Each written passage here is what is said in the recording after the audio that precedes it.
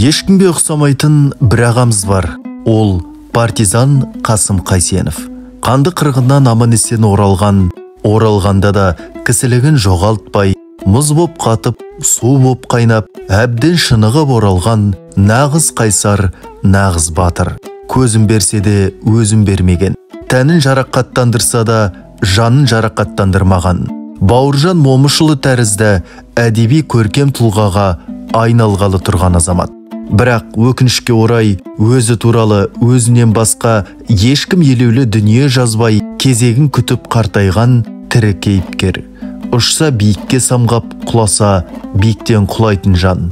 Биіктен демекші, Қасым ағамыз бірде газегімен ағызып келе жатып 14 метр биік жарғабақтан ұшып кетеді.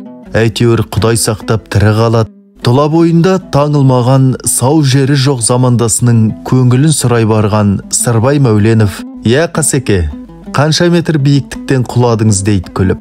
Елдің айтуына қарағанда 14 метр тәрізді. Әрине дейді сырағаң. Сізге енді Қасым Қайсенов басыңызбен одан төменнен құлаған тіпті ят қой. Қасекең өзіне ғана тән емен жарқын партизан күлкісімен күлейін десе күле алмайды.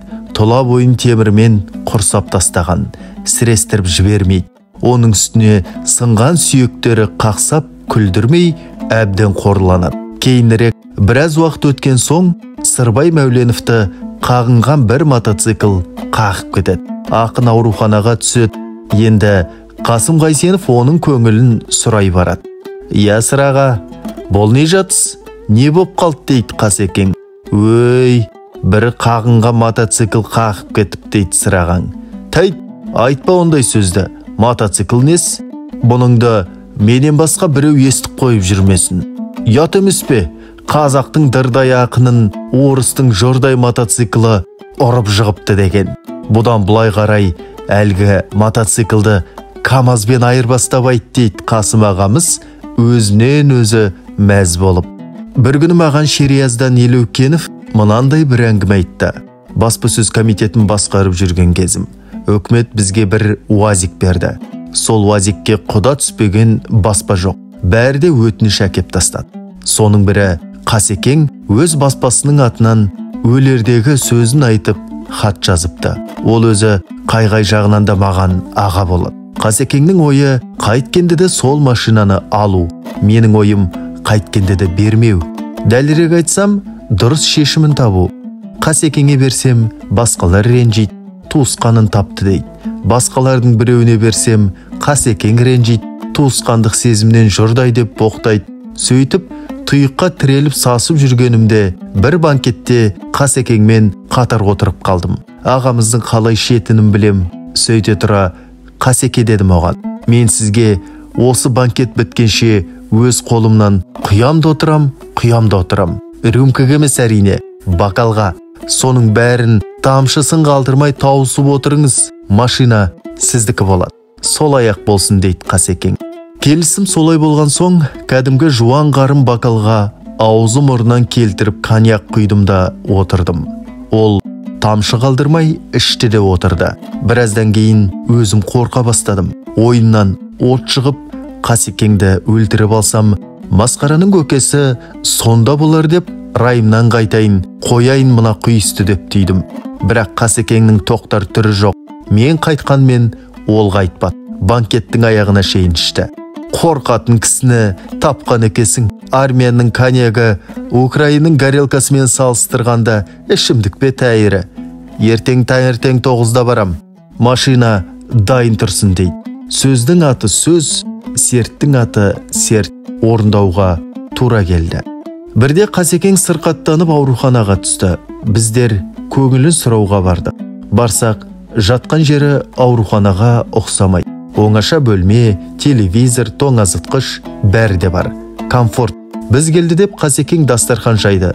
Тоңазытқыштың ішінде не болса, соның бәрі сыртқа шықты. Қазы қарта, қарауылдырық, арақ шарап, коньяк. Амал жоқ, ырымдауға тура келді. Қасекеңнің өзі де қосыла ішті.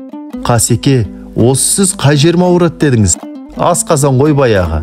«Ойбай-ау Қасеке, мына ішіп жеп отырғаныңыздың бәрі ауру асқазанның жауы ғой». Ол анау дәрігерлердің шаруасы. Менің шаруам ішіп жеу. Мен бірдеңе түсінсем, Қасекең тегін қазақ емес. Жаратқаны ғана емес, жебеушісі де мықты. Содан да шығар оққа қары бар.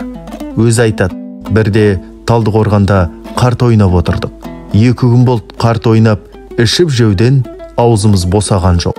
Ұйқы жайына қалған. Ойын үстінде бір азамат менің намысыма тиді.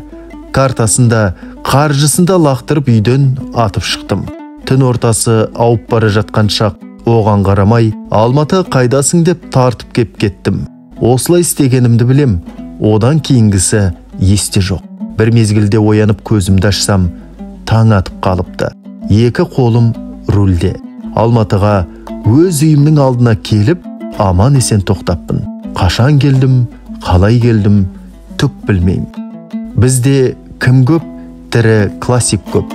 Бір ғажабы, оларды халық классик санап жүрген жоқ. Өздерін өздері классик санайды. Сондай өзін-өзі классик санайтын есерінілерінің бірі жұмыс орнында отырған Қасекеңе келіп, жоқ жерде тиіседі. Неғып отырасың соқырайып? Сен өзі қайдан шыққан жазушысың? Өз орныңды біл. Сенің орның шаруашылық. Біздің кітаптарымызды кезінде кешіктірмей шығару. Ал менің кітабым шықпай жатыр. Солай жолдас, сонымен шұғылдан дейді. Қасекең орнынан тұрады. Жартылай ашық қалған есікті жымдастырып жауып кілттейді. Кілтті қалтасына салады. Үстел үстінде көптен бері пайдаланылмаған зілдей пресс папиені қолына алады. Сол қолымен өпірім інісінің кеңірдегіне жармасады. Мен саған қашан жазушымын деп кеудемді қақтым. Қашан? Мен жазушы емеспін. Көргенім білгенін жазатын куәгермін. Партизанмын. Түсіндің бе? Партизанмын. Оған дәлел мына мәрмәр папие. Бір ұрғанда миыңды ортасына түсіреді. Қасеке дейді зәресі ұшып, көз алақтаған әлгі адуын інісі. Иә, партизансыз. Дау жоқ партизансыз. Оны дәлелдеп керегі жоқ. Партизансыз. Партизан жазушысыз. Осы кезде жандынысының бақытына телефон шылдыр ете қалады. Қасекең кеңірдекте тұрған темірдей қолын босатып, телефон трубкасын алады. Бұтына жіберіп қойған батыр інісін босатып, бөлмеден бірге шығады. Міне, осындай қайсар, ештеңеден тайынбайтын нағыз адамның жылағанын көрдім. Иә, жылағанын. Желтоқсан оқиғасынан кейін бір күні маған Қасым ағамыз телефон соқты. Сенімен жолыққым келеді деді. Ол мені жазушылар одағында күтетін болды. Сол уәделі жерде кездестік. Оңаша бөлмелердің бірінде отырып сөйлестік. Әңгіме басталар-басталмастан ағамыздың еңкілдеп тұрып жыламасы бар ма? Неге, не үшін, не боп қалды, түсінсем бұйырмасын. Қасеке дей берім. Сабыр, не боп қалды дедім. Аямады ғой, аямады. Шырқыратып сабады ғой жастарды. Көрдім, өз көзіммен көрдім. Бәрінде көрдім, бәрінде. Бірақ дәрмен жоқ. Түк істей алмадым. Өйткен партизандығым құрысын. Фашистердің өзі олай қорлай алмап еді. Қорлатпап едік. Бұлар қорлады. Біз бере алмасақты жазасын Құдай берер. Сабыр етіңіз Қасеке деп жұбаттым. Бұлар баяғыда бір рет өсткен, Шайахмет орнынан түскенде біраз тайраңдап едіңдер. Бостандықтарың бітті осымен. Бітті осылай, калбиттер деп сабаған шетімізден. Қасекең өксіп алды да кілт тоқтады. Содан кейін осыны айтайын деп келдім. Ал қош бол, бауырым деп шығып кетті. Қасекеңнің маған келіп осылай шер тарқатып жүргені, мен ол кезде желтоқсан оқиғасына байланысты мемлекеттік комиссияның төрағасы болатынмын.